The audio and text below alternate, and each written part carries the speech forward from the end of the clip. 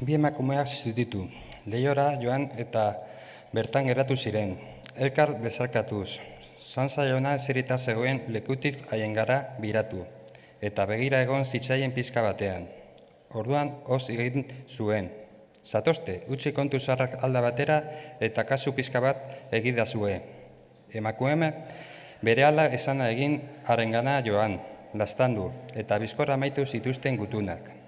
Ondoren, hirurak batera atera ziren etxetik, hilabetetan egin gabeko gauza, eta aldariko landara joan ziren tranbian.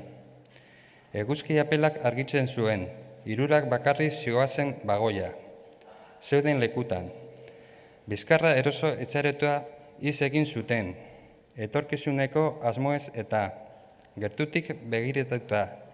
Betere txarrak ez zirela konturatu ziren, hirurek zeuzkaten lanpostuak. Ordura arte ez zioten elkarre haieri buruz galdetu, ez egokiak eta gerorako esperantzagarriak.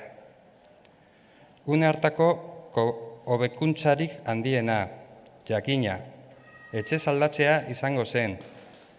Gregorek hautatutako oraingo etxebizitza, baino txikiagoa eta merkeagoa nahi zuten, hobeto kokatua eta batez ere praktikoagoa.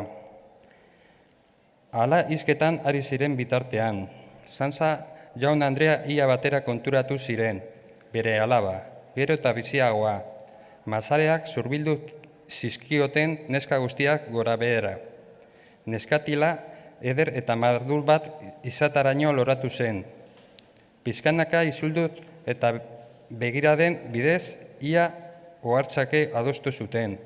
Alabari ganorazko gizaseme bat bilatzeko ordua zela, eta beren amets berriak eta asmo onak berretziz bezala, helmugara iristean alaba lehengoa izan zen zutitzen eta bere korputz gaztea luzatzen.